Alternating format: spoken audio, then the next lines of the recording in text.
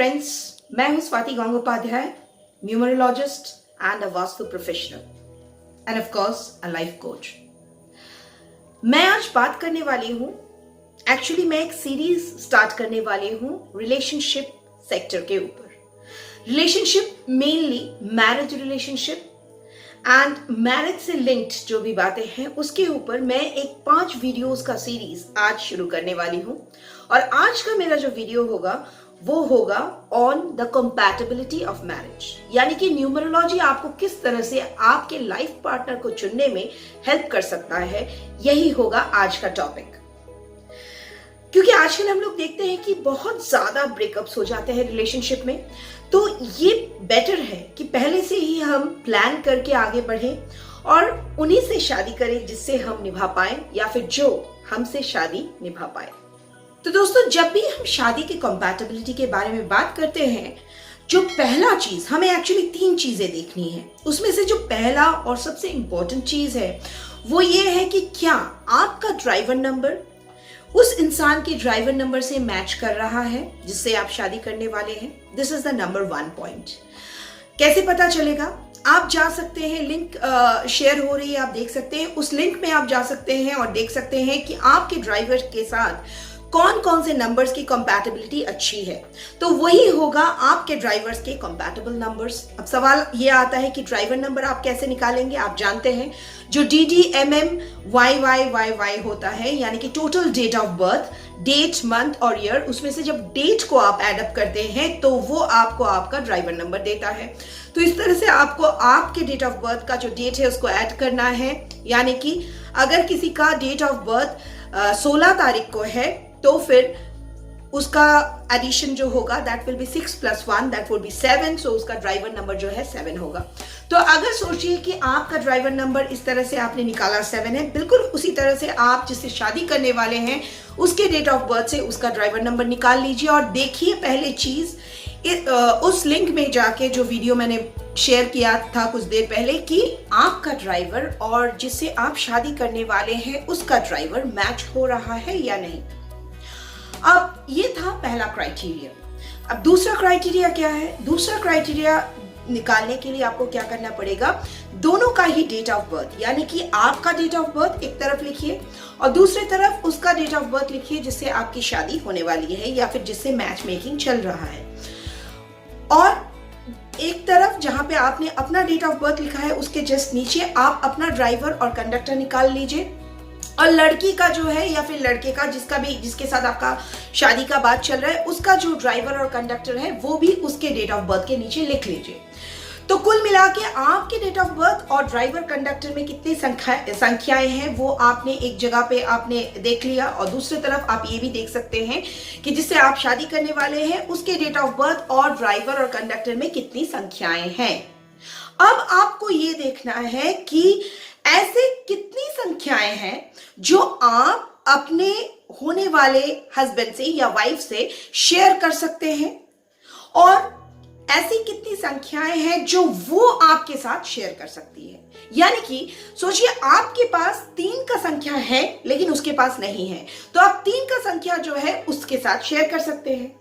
और ऐसा हो सकता है कि उनके पास 5 का संख्या है जो आपके पास नहीं है, तो 5 का संख्या वो आपके साथ शेयर कर सकते हैं। तो आपके और आपके पार्टनर के बीच जितना ज्यादा नंबर्स का एक्सचेंज हो, पेयर्स में एक्सचेंज हो। पेयर्स में क्यों बोल रही हूं? क्योंकि एक नंबर आप उनको दे रहे हैं और एक नंबर वो आपको दे रहे हैं, तो एक पेयर हुआ।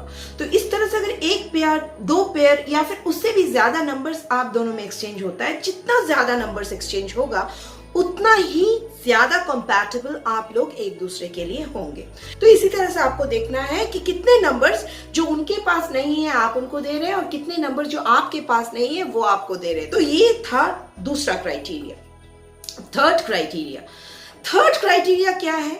थर्ड क्राइटेरिया ये है कि आप लोगों को ये देखना है दोनों को मिला के कम से कम 5 और 6 के जो संख्याएं हैं ये आप दोनों के पास हो।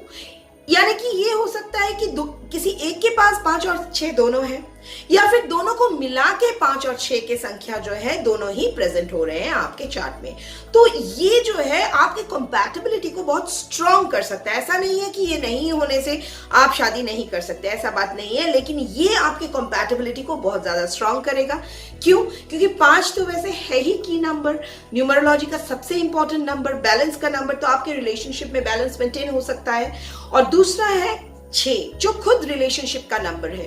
तो 5 और 6 ये दोनों नंबर्स अगर दोनों के चार्ट को मिला के आपके पास हो तो फिर आपकी कंपैटिबिलिटी बहुत स्ट्रांग हो सकती है।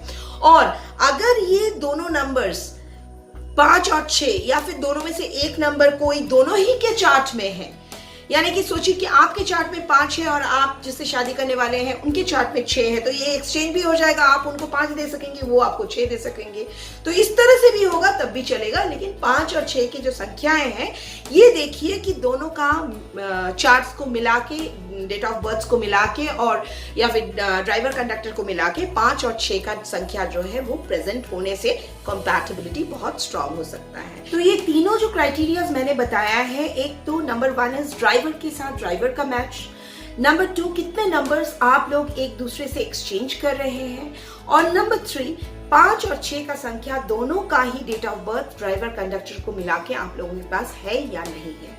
ये 3 चीजें जो है आपको देखना बहुत जरूरी है जब आप शादी फिक्स करने जा रहे हैं या जब आप कंपैटिबिलिटी मैच कर रहे हैं एक दूसरे के साथ। तो ये तो हो गया शादी से पहले की बात। अब वो लोग जिनकी शादी हो चुकी है ऑलरेडी, वो लोग अगर देख रहे हैं कि ये जो तीनों क्राइटेरियाज है इसमें कोई मिसमैच है, तो अब तो शादी आप कर चुके हो, तो आपको क्या करना पड़ेगा?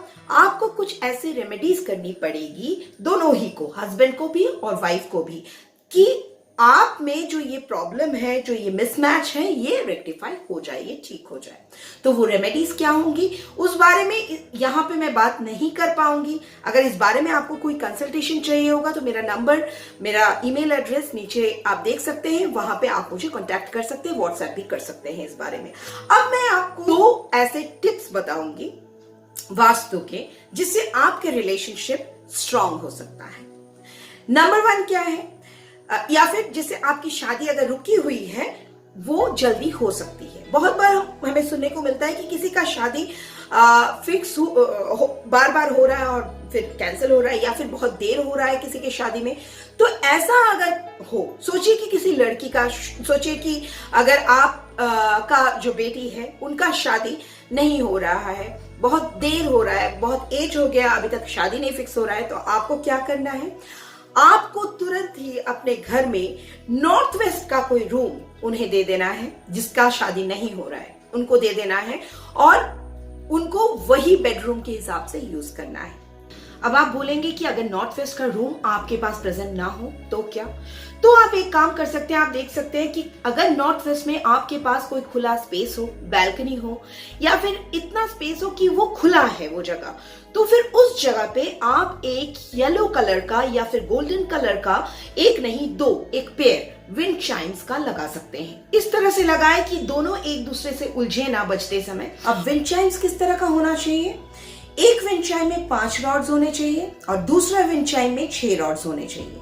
लेकिन देखना यह है कि दोनों ही विंड चाइम्स में एक ऐसा रॉड हो जो 11 इंचेस का हो, यानी कि जो 5 रॉड वाला विंड चाइम है उसमें भी एक 11 इंचेस का रॉड, और जो 6 रॉड वाला विंड चाइम है उसमें भी एक 11 इंचेस का रॉड हो। तो इस तरह का 2 विंड चाइम्स या फिर एक विंड चाइम का पेयर आपको अपने नॉर्थ वेस्ट के डायरेक्शन में लगा के रखना है, ताकि वो हवा के साथ बहुत अच्छे से बजे और उलझे ना। तो ये है दूसरा टिप। इस तरह से आप जो है अपने रिलेशनशिप सेक्टर को अपने घर के जो है स्ट्रॉन्ग कर सकते हैं, और ये आपको हेल्प करेगा। लेकिन विंड चाइम गोल्डन कलर का या येलोइश टोन में होना जरूरी है। अब अगर आपको विंड चाइम भी नहीं मिल रहा है ऐसे मार्केट में जिसमें एक रॉड 11 इंचेस का हो और 5 का और 6 रॉड्स का जो भी मैंने डिटेल बताया है, तो उसके लिए भी आप मुझे कांटेक्ट कर सकते हैं इस नंबर पर। मैं आपको विंड चाइम्स भी दिला सकती हूँ, उसमें भी कोई प्रॉब्लम नहीं है।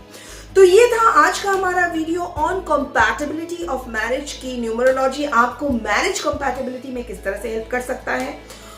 तो इसके बाद मैं नेक्स्ट वीडियो में, जो मैंने बोला कि रिलेशनशिप के ऊपर मेरा एक सीरीज अभी चलेगा, तो नेक्स्ट वीडियो में मैं आपको ये बताऊंगी कि 1 से 9 तक का जो ड्राइवर नंबर्स है, हर ड्राइवर नंबर के लिए सबसे बेस्ट एक ही बताऊंगी, हर एक के लिए एक ही बताऊंगी, सबसे बेस्ट कंपैटिबल नंबर कौन सा होगा। यानी कि 1 के लिए सबसे बेस्ट कौन सा है, 2 के लिए सबसे बेस्ट कौन सा है, ऐसा बेस्ट नंबर मैं आपको बताऊंगी कि बेस्ट कंपैटिबिलिटी मैच कौन से ड्राइवर के साथ कौन से ड्राइवर का हो सकता है। यानी कि 1 से लेके 9 तक का हर ड्राइवर नंबर का मैं डिस्कस करूंगी। तो उसमें आपको कंपैटिबिलिटी मैच करने में और भी इजी हो जाएगी और भी आसानी हो जाएगी। और ये बात अपने ध्यान से ना हटने दे कि अगर कहीं पर भी कोई भी रोक टोक आ रहा है रिगार्डिंग कंपैटिबिलिटी, तो उसको एक ऑप्शन के हिसाब से देख के छोड़ देना ही बेटर है। नेक्स्ट कंपैटिबिलिटी के लिए आगे बढ़ना बेटर है। ऑफ कोर्स अगर कोई लव मैरिज कर रहा है तो it's not possible, in that case remedies are the only way out. तो that's it for today friends. In this video मेरे ख्याल से मैंने काफी इंपॉर्टेंट इंफॉर्मेशन आपको दिया है, और न केवल शादी के बारे में, इसके बाद मैं बच्चे के बारे में, बच्चे बहुत बार ऐसा होता है कि मिसकैरेज हो जाता है, तो उसमें आप लोग क्या कर सकते हैं कि मिसकैरेज ना हो, इस बारे में।